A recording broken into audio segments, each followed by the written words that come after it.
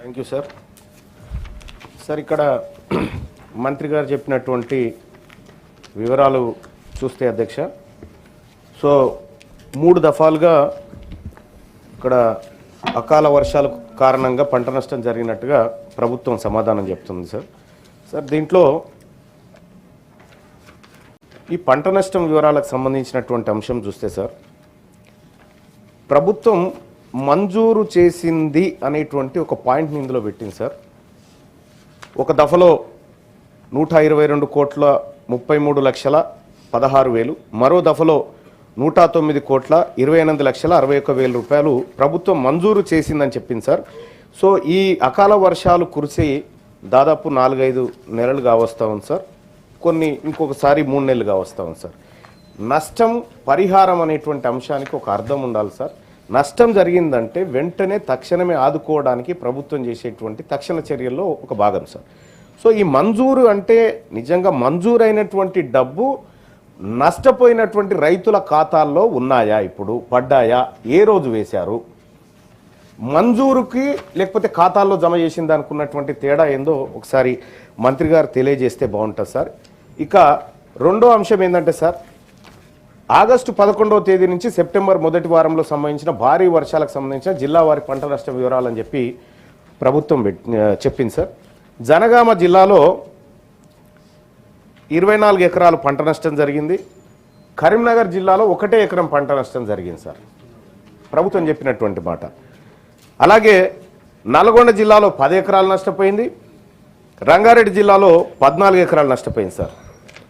అలాగే అక్టోబర్ 28-31 మధ్య జోగులాంబ గద్వాల జిల్లాలో 12 ఎకరాల పంట నష్టం జరిగిందని ప్రభుత్వం చెప్తా ఉంది సార్. మేడ్చల్ మల్కాజ్గిరి జిల్లాలో 7.75 ఎకరాలు నష్టం జరిగినట్టుగా చెప్తా ఉంది సార్. సార్ ఈ 1 ఎకరం కరీంనగర్ జిల్లాలో ఆ రైతు నష్టపోయిన 1 ఎకరం పేరేంది, ఆ రైతు పేరేంది, అసలు ఎట్లా తయారు చేసిరు ఈ నివేదిక? మనం అందరం చూసినాం, వర్షాలు పడి రైతాంగం అంతా అతలాకుతలం అయిపోయింది. గౌరవ ముఖ్యమంత్రి గారే హెలికాప్టర్లో పర్యటన చేసి పరిస్థితిని సమీక్షించిండ్రు. వ్యవసాయ అధికారులు క్షేత్రస్థాయిలోకి పోయారా ఈ అంచనాలు వేయడానికి? లేదు అనంటే ఆఫీసులలో రాసుకొచ్చినటువంటి లెక్కలు ఇవి. ఈ 2 అంశాలు తేలాలి సార్. ఇక అలాగే సార్ మూడో సార్, సెప్టెంబర్ 2025 11వ తేదీ నుంచి అక్టోబర్ 7వ తేదీ మధ్య అకాల వర్షాలు సంభవించినాయి సార్. తద్వారా 24,592 మంది రైతులు ఎఫెక్ట్ అయినారని చెప్పి చెప్తా ఉన్నారు సార్. సార్ దానికి ఇప్పటి వరకు అంటే ఇంకా డబ్బులు విషయంలో అంచనా వేశారు తప్ప కానీ దానికి ఎలాంటి కనీసం ఈ మంజూరు అనేటువంటి పదం కూడా కనిపించట్లేదు సార్ అక్కడ. మరి ఈ డబ్బులు కూడా వేస్తారా? ఇప్పటి వరకు ఈ 3 అకాల వర్షాలకి ఎంత నష్టపరిహారం ప్రభుత్వం రైతుల ఖాతాల్లో జమ చేసింది, ఇంకా ఎంత జమ చేయాల్సి ఉంది? ఈ ఫీల్డ్ లెవెల్లో చేసినటువంటి సర్వేలో ఏ పారామీటర్స్ వాడారు? గ్రౌండ్ సర్వేనా లేకపోతే కాగితాలకే పరిమితమైందా? పొలాల్లోకి వెళ్ళి ఫీల్డ్ సర్వేలు చేయాల్సినటువంటి అవసరం ఉంది. అటువంటి విధానం ఏమైనా చేసిందా ఈ ప్రభుత్వం? సార్ ఇక పంట నష్టం విషయానికి వస్తే ఒక రైతుకు 5 ఎకరాలు ఉంటుంది సార్. అందులో 2 ఎకరాలు పోతుంది ఒక ఆయనకు, లేదంటే 1 ఎకరం పోతుంది, లేదంటే 3 ఎకరాలు, లేదంటే మొత్తం 5 ఎకరాలు పోతుంది. అలా 100% పంట లాస్ అయిన రైతుల సంఖ్య ఎంత? లేదంటే కొద్దిగా పాక్షికంగా నష్టపోయినటువంటి రైతుల సంఖ్య ఎంత? ఈ వివరాలని ప్రభుత్వం చెప్పాల్సి ఉండే సార్. ఇంక ఇందులో కనిపించడం లేదు.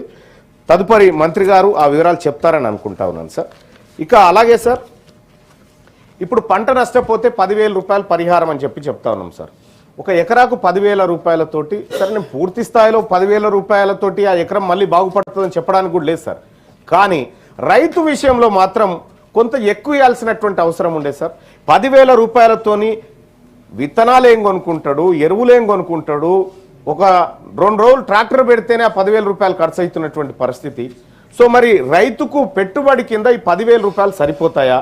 లేకపోతే రాష్ట్ర ప్రభుత్వం ఎన్నో ఖర్చులు చేస్తూ ఉన్నారు సార్, మనం ఎన్నెన్నో ఖర్చులు చేస్తూ ఉన్నాం. రైతుల విషయంలో కొద్దిగా ఎక్కువ ఖర్చు చేయడం వల్ల వచ్చే నష్టం ఏం లేదు.